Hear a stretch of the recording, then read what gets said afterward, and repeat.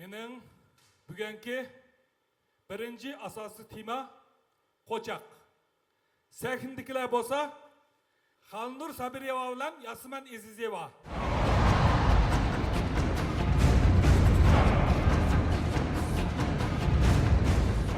Muzika.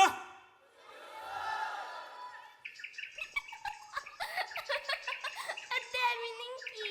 Yaz singlim, meninki.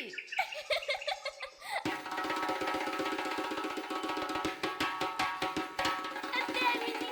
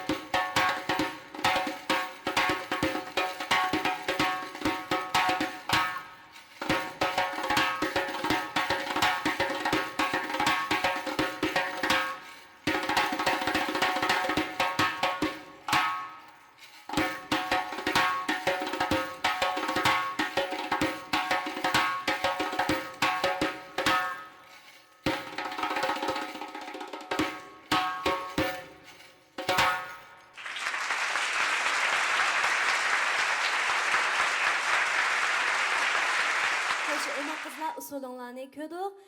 Pastki akadilar, tag'lar, hammasi naiti hayajonlanib o'tadi. Bu qitim naiti umaq bir qo'nchaq usuli akapsizlarni. Bu usulni japaliq mashq qilganlarni qarablam bilib oldik. O'tgan qitimqidan texmi jonliq harakatinglar. Manga ish qilib shundoq ta'sir berdi. Xo'sh, undoq bo'lsa, hozir sahnamizda turayotgani o'ng tarafimdagi Халинур, so'l tarafimdagi Ясмин, ya'ni bizdan Qozog'istondan kelgan